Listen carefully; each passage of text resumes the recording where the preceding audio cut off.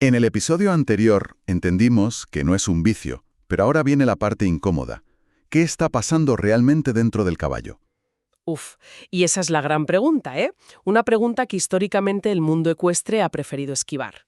Claro, porque mirar dentro implica asumir responsabilidades. Implica que quizá lo estamos haciendo mal. Exacto. Y por eso, para nuestra inmersión de hoy, hemos traído una montaña de evidencia clínica. Vamos a cruzar datos de estudios del Colegio Europeo de Medicina Equina, investigaciones sobre la acidosis del intestino posterior y los fundamentos de la Guía Maestra de Nutrición Equina. O sea, la misión hoy es ir más allá de la superficie. Queremos entender la biología real del estrés equino, desmentir mitos muy arraigados en las cuadras y descubrir por qué nuestra forma de alimentarlos está causando un sufrimiento silencioso. Totalmente. Queremos que quienes nos acompañan hoy puedan ver a estos animales con otros ojos. Ya sabemos que estas conductas repetitivas no son vicios, que es un término terrible, así que vamos a definir qué es exactamente lo que vemos físicamente. Pues entremos en materia. Hablemos de este comportamiento que, bueno, en cada hípica se llama de una forma distinta. Sí, a ver, en la literatura científica alemana lo llaman Koppen, en el mundo anglosajón es el cribbing, y aquí solemos llamarlo tragar aire, tiro de aire o morder la madera. Morder la madera, sí, el clásico. Eso es. Y visualmente es inconfundible, ¿verdad? El caballo agarra la puerta del box o el comedero con los incisivos, arquea el cuello contrayendo la garganta y tira hacia atrás. Y hace ese ruido, esa especie de gruñido o eructo tan característico. Ajá. Y claro, la interpretación superficial de mucha gente es que el caballo está aburrido o que le ha cogido el gusto a morder la madera. Ya, como si fuera un pasatiempo. Pero la neurología nos cuenta una historia radicalmente distinta.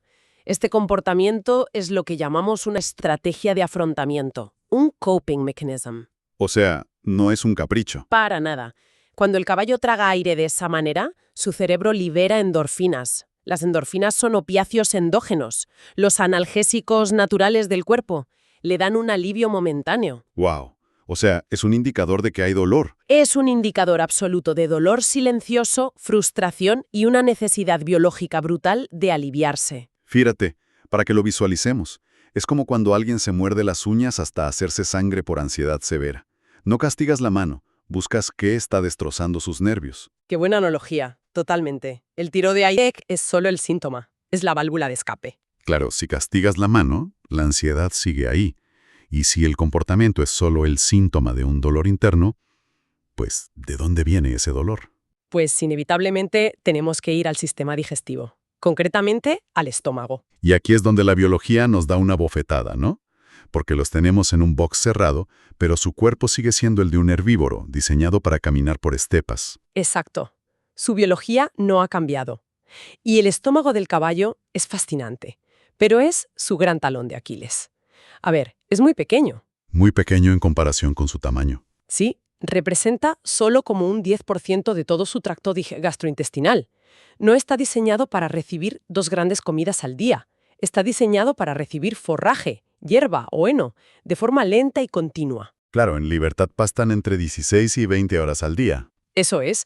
Y para que esa maquinaria funcione, el cuerpo produce ácido. Y aquí viene el dato impactante. Madre mía. Prepárate. Un caballo de unos 500 kilos produce alrededor de 30 litros de ácido gástrico al día. 30 litros. Es una barbaridad. 30 litros, sí. Pero lo peor no es la cantidad.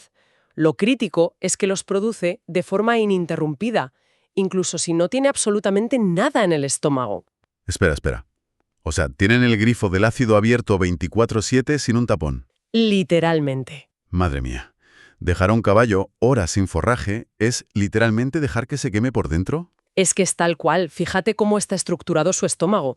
La parte inferior, la zona glandular, es la que segrega el ácido.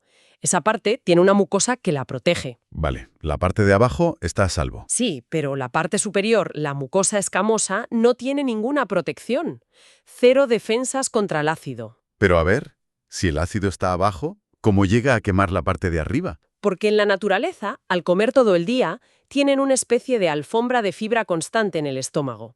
Esa masa de forraje flota y mantiene el ácido abajo. Ya. Hace de barrera física. Exacto. Y además hay otro detalle vital. Los caballos solo producen saliva cuando mastican. Solo cuando mastican. O sea, si un caballo huele el pienso, no se le hace la boca agua como a nosotros o a un perro. No, en absoluto. Solo salivan con el movimiento mecánico de la mandíbula al masticar fibra. Y esa saliva está cargada de bicarbolato, que es un tampón natural que neutraliza el ácido. Uf, todo encaja. Si le racionas el heno, deja de masticar. Si deja de masticar, deja de tragar saliva. Y el ácido se acumula. Claro, se acumula una piscina de ácido puro. Y si encima lo sacas del box y lo pones a trotar, ese líquido salpica hacia la parte de arriba. Salpica la mucosa desprotegida y la quema. Y ahí es cuando aparece el famoso síndrome de úlcera gástrica equina.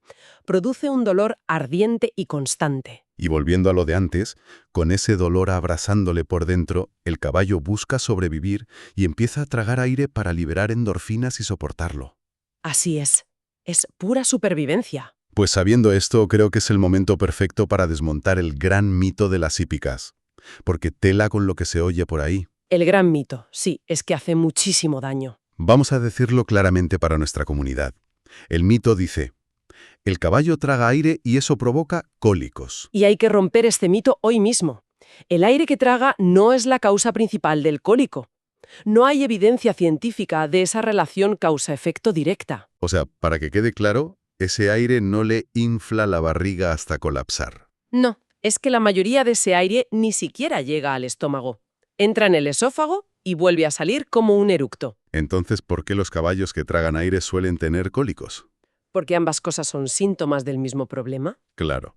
O sea, estamos culpando al humo por el daño que hace el fuego. El aire es el humo. El fuego es el estrés y la mala alimentación. Me encanta esa metáfora. El aire no causa el cólico. El manejo deficiente y el estrés interno causan tanto el tiro de aire como el cólico. Pues hablemos de esa alimentación. Hablemos de la leña que le echamos al fuego. Porque, a ver, un caballo de deporte necesita energía, ¿no? Y se ha normalizado darles kilos y kilos de pienso, de concentrados, llenos de almidón. Sí, y esa es la tragedia de la alimentación moderna. Exceso de almidón y falta de fibra continua. El estómago y el intestino del caballo tienen muy poca capacidad para digerir almidón. O sea, si le das 3 kilos de pienso de golpe, el sistema no da abasto. No da abasto en absoluto. Y ese almidón sin digerir pasa directamente al intestino posterior. Al ciego. Y el ciego es una cámara de fermentación para fibra, no para azúcares, claro. Exacto. Cuando ese montón de almidón llega al intestino posterior, provoca lo que llamamos acidosis del intestino posterior. ¿Y qué implica eso, bioquímicamente hablando? Pues que unas bacterias oportunistas se dan un festín con el azúcar, se multiplican y producen muchísimo ácido láctico. El pH cae en picado, por debajo de 6,4, y el entorno se vuelve superácido. Madre mía. Y eso matará a las bacterias buenas, supongo. Las fulminan. Y al morir, esas bacterias buenas liberan endotoxinas al torrente sanguíneo. ¿Toxinas viajando por la sangre? Eso es peligrosísimo. Es devastador. Esas toxinas llegan a los cascos y causan infusura o laminitis, que es un dolor agónico.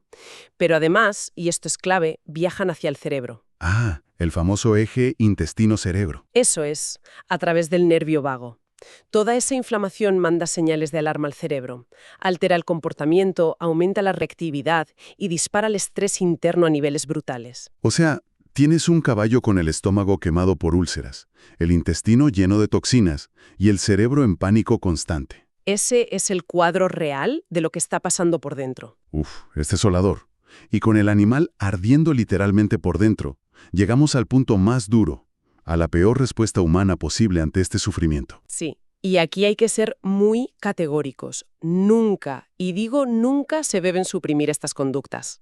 Hablemos de los famosos collares anti-cribbing, los aprietacuellos. Son una tortura. Son collares que se aprietan en la garganta del caballo con una pieza de metal. Cuando el animal intenta arquear el cuello para tragar aire y aliviar su dolor, el metal se le clava en la tráquea. Madre mía, le tapamos la boca a alguien que pide ayuda a gritos, le quitamos el sonido molesto, pero el dolor sigue ahí, e incluso se multiplica. Se multiplica muchísimo. Le estás quitando su única forma de generar endorfinas, su única válvula de escape. Al bloquearle la conducta, sus niveles de cortisol, la hormona del estrés, se disparan por las nubes. Es como tapar una olla a presión. Exacto, la olla acaba explotando. Empeoras radicalmente un problema que ya era grave. Fíjate que esto es exactamente lo que trabajamos en Comprende tu caballo. Se trata de empezar a entender al caballo de verdad, de ir a la raíz, y no de poner parches crueles basados en la comodidad nuestra. Totalmente. Si le quitas el collar, pero no curas la úlcera ni cambias la dieta, solo estás prolongando su agonía en silencio. Claro. Y hay que sumar todo el tema del manejo general, ¿no? El aislamiento social, la falta de movimiento. Es que todo suma.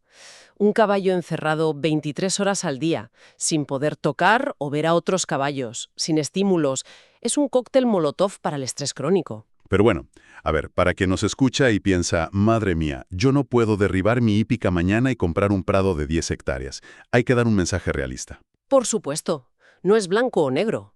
Hay soluciones prácticas avaladas por la ciencia que se pueden aplicar ya mismo. Entender el problema es el primer gran paso. ¿Por dónde empezamos entonces? Pequeños cambios que salvan vidas. El primero y más importante, la fibra.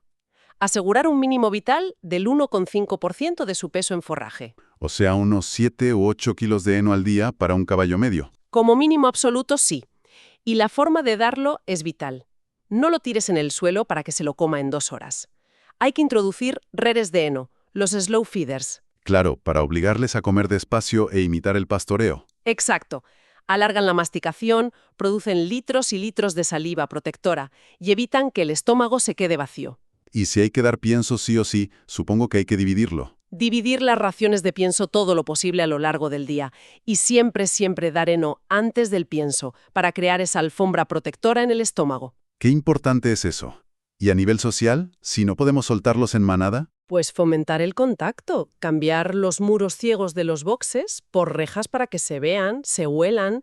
El simple contacto visual o táctil baja los niveles de cortisol muchísimo. Son detalles que, madre mía, le cambian la vida al animal. Totalmente. Pequeñas decisiones, grandes impactos en su bienestar y en su salud digestiva. Bueno, tras este baño de realidad creo que toca reflexionar, porque si normalizamos este nivel de sufrimiento solo por nuestra comodidad humana, algo falla en nuestra relación con ellos. Falla la base. Les exigimos que se adapten a nuestro horario de oficina, pero su biología gástrica no entiende de horarios. Y eso nos lleva a la gran reflexión final. Si quitamos el comportamiento, pero no el problema, ¿qué estamos solucionando realmente? Esa es la clave. Y queremos saber vuestra opinión. ¿Has visto caballos con este comportamiento en tu entorno? ¿Qué te dijeron que era? Queremos leerte en los comentarios.